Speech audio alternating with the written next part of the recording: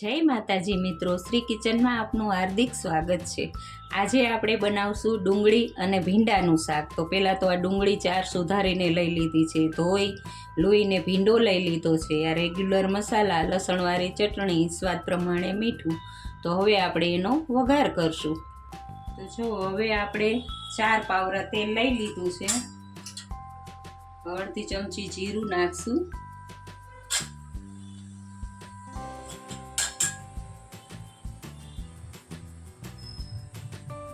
જીરું સારી રીતે ફૂટી જાય પછી હિંગ નાખવાની,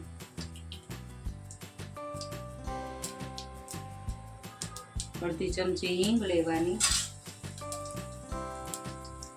હવે ગેસ ધીમો કરીને ડુંગળી નાખી દેવાની। આ 4 નાની ડુંગળી લીધી છે મેં।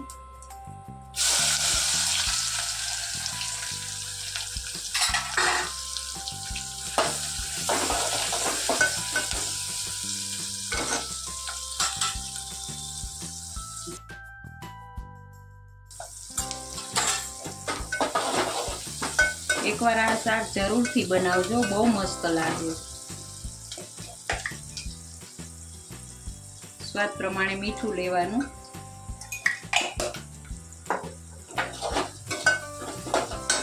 થોડીક વાર ગેસ ફાસ્ટ કરી દેવાનો, પછી ડુંગળી થોડીક શેકી પછી ભીંડો નાખવાનો।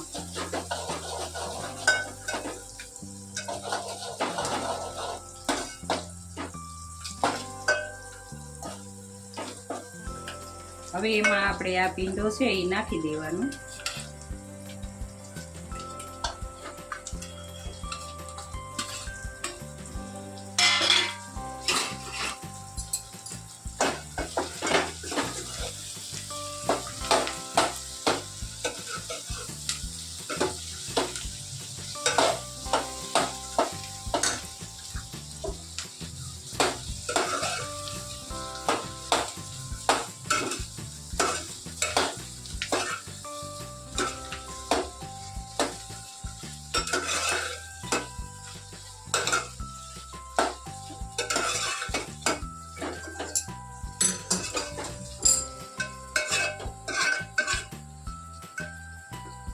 હવે આને વરાળે 4 થી 5 મિનિટ ચડવા દેવાનું, પછી મસાલો નાખવાનો।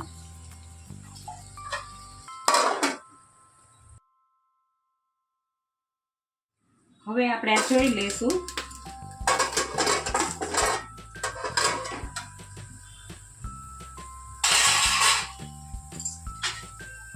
તો જો સરસ તેલ ઉપર આવી ગયું છે, ભીંડામાં લાર પણ નથી રહી કે જો સરસ મજાનું ચડી ગયું છે। તો હવે આપણે આમાં મરચું નાખશું,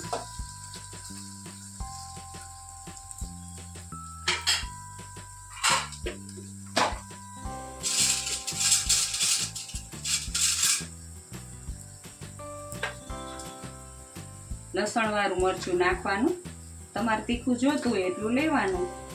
અત્યારે મેં બે ચમચી લસણ વાળું મસાલો નાખ્યો છે। હવે એને મિક્સ કરી દેવાનું।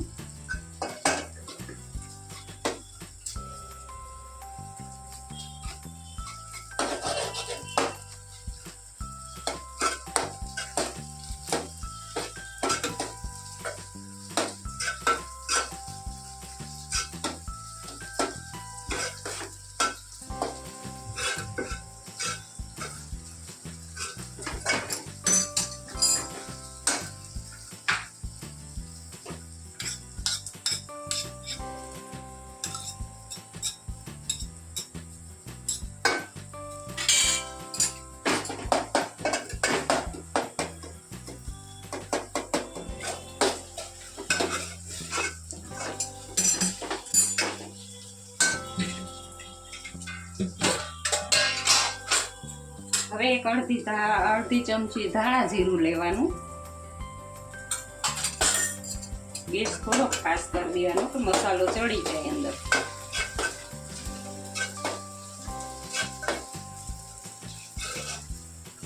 બાજરાના રોટલા સાથે, ભાખરી સાથે બહુ જ સરસ લાગશે આ શાક।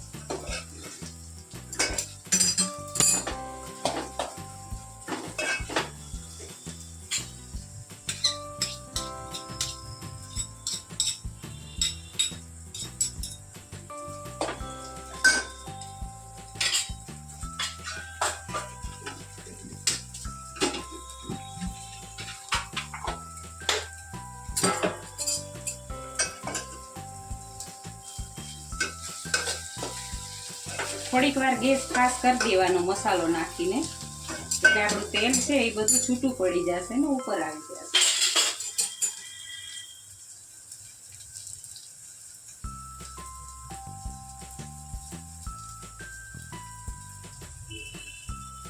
હવે બધું તેલ આવી ગયું છે, તો હવે ગેસ બંધ કરી દઈશું આપણે.